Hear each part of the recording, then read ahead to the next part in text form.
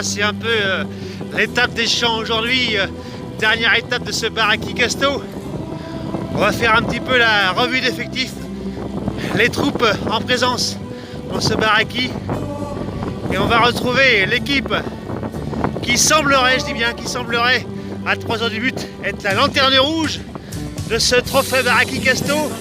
C'est l'équipe Firenze, notre ami Mulot, et Medellin, notre ami Tonio. Une équipe aux antipodes. On le craignait à la présentation des équipes à Genève, et ça s'est avéré vrai malheureusement pour eux. Il n'y a pas eu l'alchimie. Quand un disait oui, l'autre disait non. Quand un était à l'est, l'autre était à l'ouest. Les opposés, ils ont tout donné. Mulot a tout donné. Il a été vaillant. Des moyennes de 24 voire 25 km/h sur les grandes séquences. Autant dire qu'il a poussé le bouchon assez loin. Quant à notre ami Tonio, il a été retenu pour les obligations professionnelles et extra-professionnelles, parce que le président du FARC est un homme très pris et très prisé. Entre les cours de salsa, les cours de banjo, il n'a pas su trouver le temps nécessaire pour rider ce Baraki. Mais quelle belle équipe et quel beau sourire de Firenze et de Medellin. Merci à tous les deux. Vous êtes maintenant dans le panthéon du Baraki. Voilà. Allez, on retrouve maintenant la 5e équipe de ce trophée Baraki Casto. Une très belle équipe. On ne savait pas où les situer lors de la présentation. On a été fixé assez rapidement malheureusement, car notre ami le Gaulois a été contraint de réaliser un mur chez lui, lui laissant peu de temps pour rider. Il est devenu portugais à l'espace du Baraki, mais il n'a pas démérité. Les watts étaient toujours là. Pour lui, l'objectif sera plus en fin de saison sur le Paris-Roubaix. Notre ami Leningrad, le Rouskov, le Popov, appelez-le comme vous voulez, lui a été victime d'un problème de santé. Son dos a lâché lorsqu'il a fallu descendre un piano de 3 étages. Les vertèbres ont lâché et l'embargo qui les contraignait à être une semaine au lit. Leningrad n'a pu s'exprimer pleinement, mais l'envie était là. N'est-ce pas là l'essentiel? Très belle équipe, ô combien sympathique. Une équipe talentueuse, il n'est pas nécessaire de le rappeler. Une équipe d'expérience, une équipe qui a tenu son rang. Et je tiens à les remercier au nom de l'organisation. Merci à notre ami René le Gaulois et mon ami Lagoub. Allez, on va retrouver maintenant la 4e équipe. Une équipe de rêve, une équipe de choc, la Dream Team.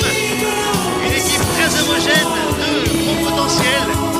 J'ai nommé Rouen, le premier patient atteint du Covid-19.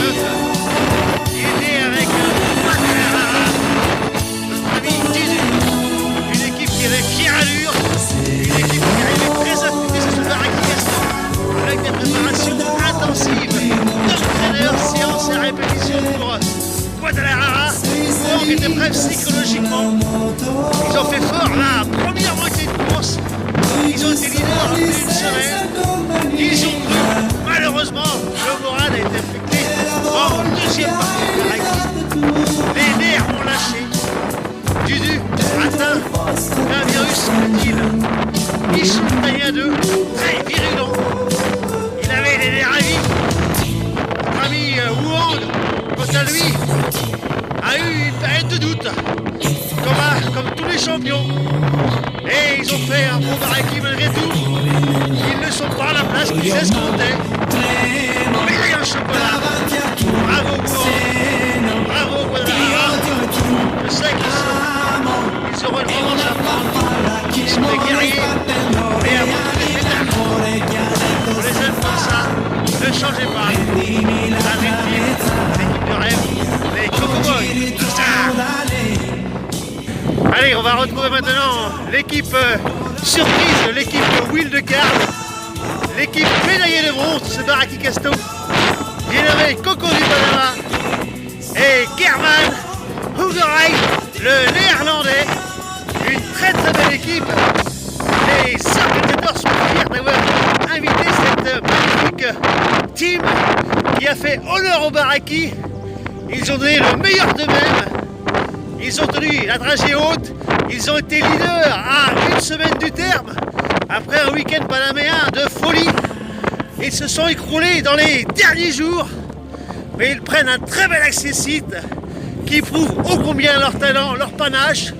Coco a su rebondir après sa maladie. Ishuntunya, souvenez-vous, celui qui parlait aux arbres, celui qui avait apprivoisé les arbres, celui qui aimait les arbres, celui qui grimpait aux arbres. Coco était un rescapé d'Ishuntanya et il a fait honneur au Baraki avec son ami German Hooverride, celui qui a raidé le plus vite, semble-t-il, avec des très belles moyennes. German, un petit Zotelmeek, un prodige néerlandais.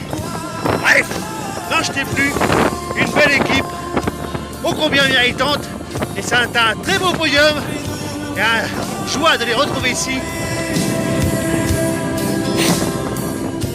Allez, médaille d'argent, à titre officieux, on retrouve là l'équipe de Tashkent, l'Ouzbek, et de Belgrade, le sulfureux serbe.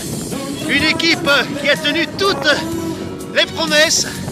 Ils se sont appliqués. Belgrade est parti doucement mais sereinement. Il a monté crescendo dans ses gammes. Il s'est appliqué comme à l'habitude. Il a fait le job. Il aime ça. Il n'aime pas la défaite. Il voulait l'emporter. Mais ils sont trouvés sur plus fort. Et le sport a eu raison. C'est bien là l'essentiel. Belle équipe, Tashkent. Il est fier de lui. C'était un réel plaisir de participer à cette magnifique épreuve. Et pour lui, ça restera un souvenir gravé à vie. Voilà, simplement du bon sport comme on aime. Merci Tashkent et merci Belgrade pour ton soutien dans les moments difficiles. Tu es exemplaire et tu es pour moi dans mon cœur. Voilà, atcha.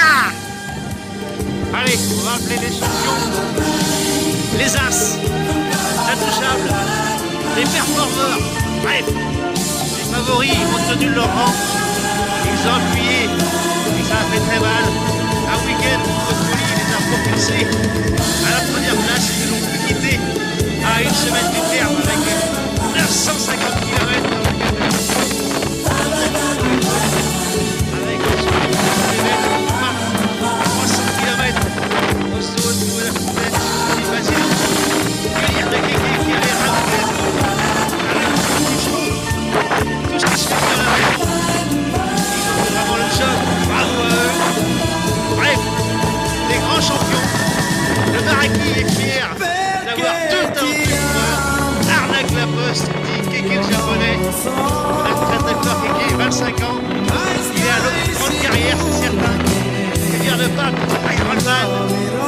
Lui, qui s'est défié tous les défis. Il est vraiment exemplaire de tout ce qu'il fait. Bravo Pape. Grand respect. Vraiment héros. Un Baraki qui a fière allure. Avec à son palmarès, ce premier palmarès, ce premier Baraki Casto. Va péter, dit Pape, Papayou, Popovic, Palopat et Kéké, le Nippon. Bref, bravo messieurs, que du bonheur, bravo, mille merci, réel plaisir et je vous dis à très bientôt pour de prochaines aventures au sein de la team.